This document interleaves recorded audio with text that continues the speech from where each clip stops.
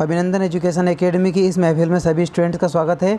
और अभिनंदन education academy के इसी प्लेटफॉर्म पर STR एक्सप्लेनेशन चैनल में सभी स्टूडेंट्स का तहे दिल से स्वागत करता हूं। और आज जो हम चैप्टर डिस्कस करने जा रहे हैं ये क्लास 12th का है, जो भी एक पोएम सीरीज़ के क्वेश्चन आंसर है। आप लोगों ने मेरे साथ पिछली वीडियो में जो सारी पोएम पढ़ी थी उन पोएम के आधार पर ही हम क्या पढ़ा रहे हैं, क्वेश्चन आंसर आगे बढ़ा रहे हैं। मैं उम्मीद करता हूं कि इससे पहले वाले क्वेश्चन आंसर आपने ज़रूर पढ़े होंगे। अगर आपने नहीं पढ़े हैं तो आप चैनल की प्लेलिस्ट में जाकर उन्हें आराम से पढ़ें तथा वीडियो को लाइक करें तथा उन स्टूडेंट को शेयर करें जिनको इनकी आवश्यकता है। चैनल को सब्सक्राइब तो आपने कर ही लिया होगा, क्योंकि इसी चैनल पर आपको 12th के लगातार वीडियो अपलोड होते हुए मिलते जाएंगे। ठीक है स्टूडेंट्स, तो चलो मिलकर साथ करें कुछ नई शुरुआत।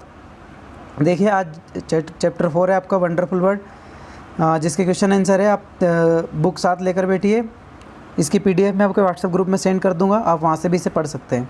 देखिए स्टूडेंट, पहला क्वेश्चन दे रखा है what is the attire of the earth. यहाँ पर देखा है व्हाट इज क्या, अटेयर। अटेयर मतलब होता है पहनावा। अटेयर मतलब क्या होता है, पहनावा। तो what is the attire of the earth, पृथ्वी का पहनावा क्या है। तो देखिए आंसर दे रखा है आपके सामने, the attire of the earth is the water of ocean. यहाँ पर देखिए द अटेयर मतलब पहनावा, ऑफ द अर्थ पृथ्वी का, इज है क्या है, वाटर ऑफ ओशियन। वाटर मतलब पानी, ऑफ ओशियन मतलब समुद्र का। ओशियन मतलब क्या होता है, समुद्र, समुद्र का पानी। एंड और द ग्रीनरी ऑन इट, और इसके ऊपर फैली हुई हरियाली।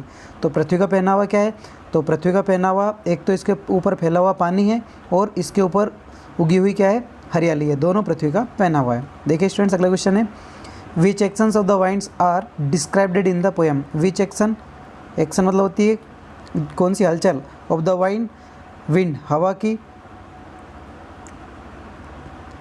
आर डिस्क्राइब्ड बताई गई है। डिस्क्राइब्ड मतलब होता है वर्णन करना, इन द पोएम कविता में।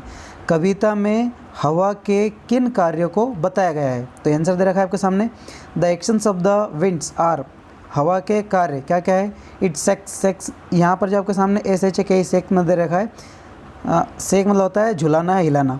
तो इट सेक्स द ट्रीज, ये पेड़ों को झुलाती है।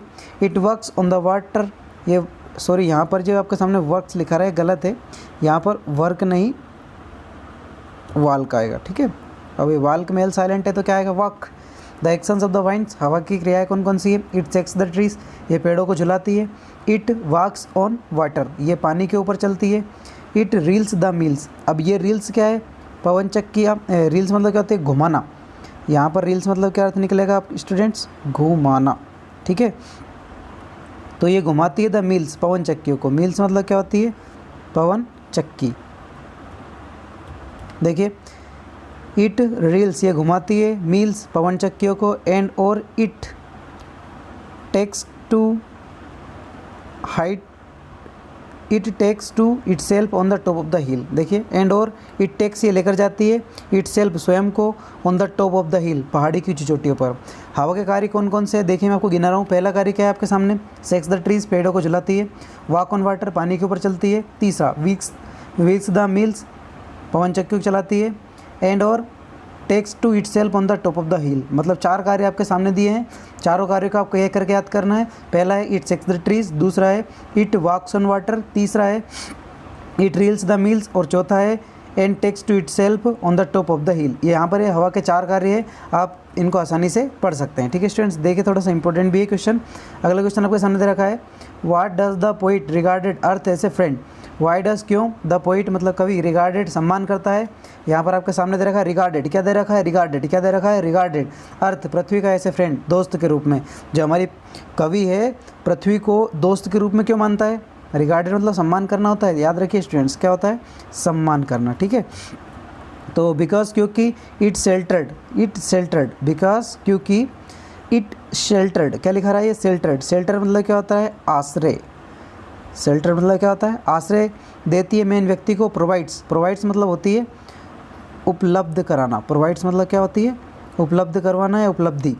हिम, उसके लिए, फूड एंड वाटर, फूड मतलब खाना और वाटर मतलब पानी। क्योंकि पृथ्वी मनुष्य को एक आश्रय देती है और उसे खाना पानी की व्यवस्था करके देती है, इसलिए कवि ने पृथ्वी को कैसा माना है, दोस्त रूप में माना है। ठीक है स्टूडेंट्स, थोड़ा सा अपने आप को मोटिवेट करिए स्टूडेंट्स। आपके पास जो आने वाला समय काफ़ी गोल्डन है। आप यदि अभी से मेहनत कर रहे हैं तो निश्चित तौर पर आने वाली क्लियर जो क्लास है आपके लिए बहुत ही अपॉर्चुनिटेबल आएगी, क्योंकि आपने आपके समय का पूरा फुल फैकल्टीज़ यूज़ करा है। ठीक है स्टूडेंट्स, देखिए अगला क्वेश्चन दे रखा है, what makes the poet tremble. What makes क्या बनाता है द पोइट, कवि को।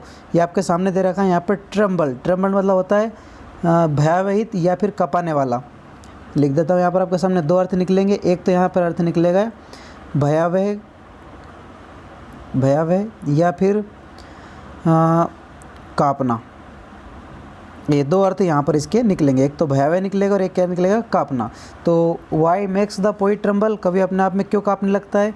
तो the thought of the greatness, the thought मतलब होता है विचार, थिंकिंग की सेकेंड फॉर्म है, और द ग्रेटनेस मतलब महानता ऑफ द अर्थ, पृथ्वी की। एक तो कवि के मन में विचार आता है किसका, कि पृथ्वी इतनी ज़्यादा बड़ी है, एंड और स्मॉलनेस छोटापन ऑफ द मेन व्यक्ति का, मेक्स द पोइट ट्रम्बल, कवि को सोचने पर मजबूर करता है या कवि को भयावह होने पर मजबूर करता है। मतलब कवि को ऐसी कौन सी चीज़ है जो मतलब कपाने पर विवश कर देती है, डराने पर विवश कर देती है।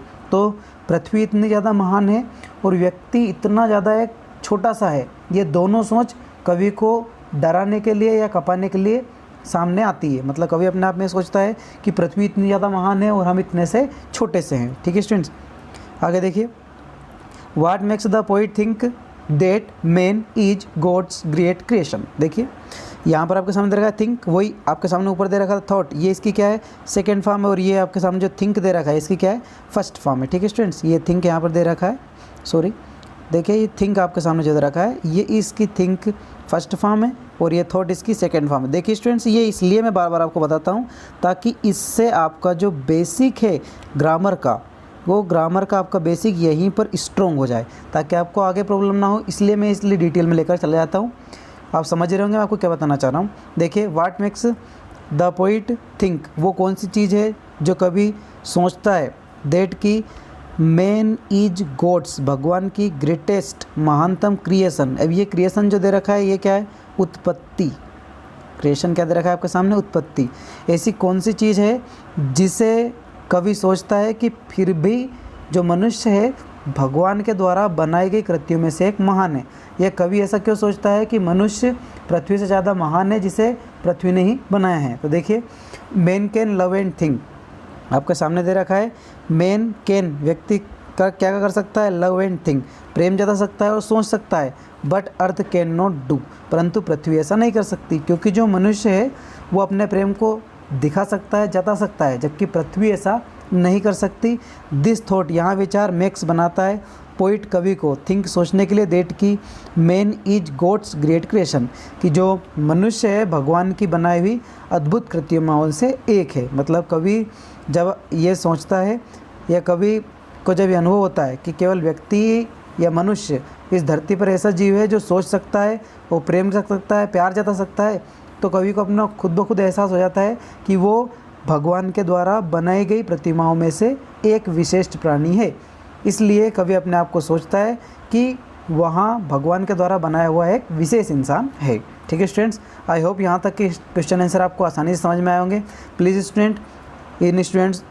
स्टूडेंट्स मेरी बात थोड़ी ध्यान से देखिए। आप अपने समय को न्यूट्रलाइज कीजिए। मैंने शॉर्ट वीडियो बनाए हैं काफ़ी कम समय के, जिसे आप कभी भी देखकर पढ़ सकते हैं तथा उन स्टूडेंट को शेयर कर सकते हैं जिनको इनकी आवश्यकता है। ठीक है स्टूडेंट्स, यदि आपको मेरी मेहनत पसंद आती है तो वीडियो को लाइक दें तथा उन स्टूडेंट्स के पास शेयर करें जिनको इनकी आवश्यकता है। चैनल सब्सक्राइब करें। मिलते हैं नई वीडियो के साथ, तब तक के लिए जय हिंद जय भारत।